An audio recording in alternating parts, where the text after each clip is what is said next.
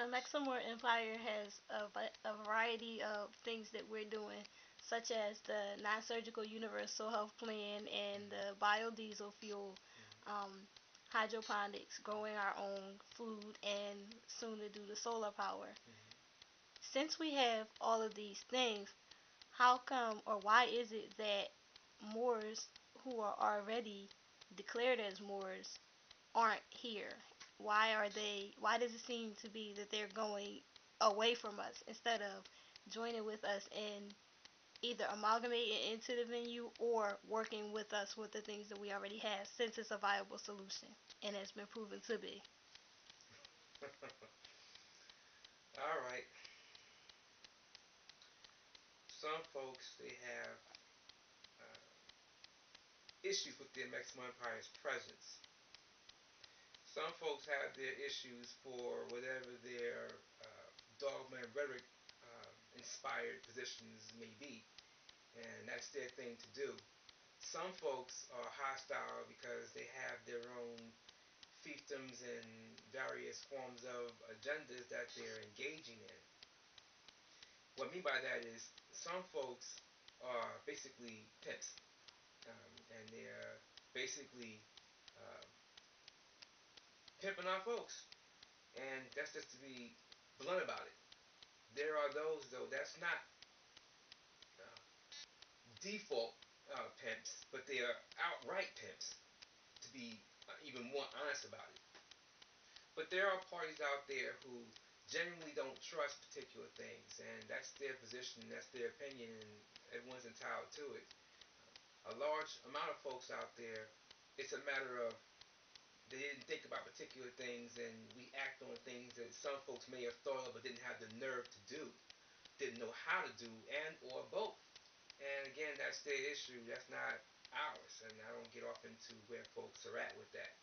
What I do know is, at the end of the day, if folks are really and truly interested in engaging in that which is necessary for the survival and the thriving of our folks on this planet, well, then they really would be open to joint enterprise with those that are engaged in things that are of most importance in terms of food, clothing, and shelter, and institutions of by and for the Moors. And we're constantly uh, monitoring what folks do and why, and we look at the principle behind why folks do what they do. And at the end of the day, a lot of folks on this planet of our persuasion suffer because you have a wide variety of folks doing the ego thing, and that's their loss. I am grateful for the fact that we've been allowed to have particular information, but having knowledge is one thing. Having the light of wisdom is a separate and distinct thing. And you have a lot of folks that are in these various houses of Moors and the Moorish thing, and you see um, that they are heavy into dogma and rhetoric. And I'm not saying that dogma and rhetoric don't have a place; they do, but so does collective operations to take care of your institutions on your own terms. A lot of folks are into uh, other matters of things that I look and say, well, if you had better information to work with, you would probably take a different position. But most folks are rooted where they're rooted, and they don't move beyond that. You have parties who are not into technology. They like things that are 100 years hence from us, and they're not looking to evolve. And you can't make them. You know, there are parties that's out there that they know that there's a wide variety of things that they don't know how to do, but they're not willing to get past the ego thing and work with those that do. They're not interested in joint enterprise. They're not interested in joint initiative. Amalgamating into this jurisdiction, oh, that's the last thing on their mind. Just to be honest about it.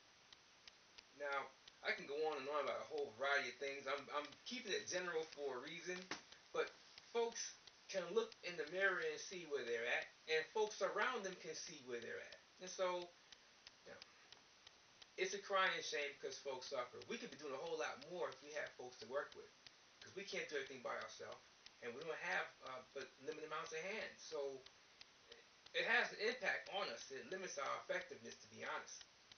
So that's really the best way I can answer that particular question without folks saying that we're arrogant and a whole bunch of other things. Which they're going to say anyway, and they're already saying, but what are you going to do? Do you have a follow-up question for me? No. Well, thank you for the question, and I look forward to interacting with you while you're here for a few days so we can address other matters. So with that, I say peace and love, and Islam. Islam.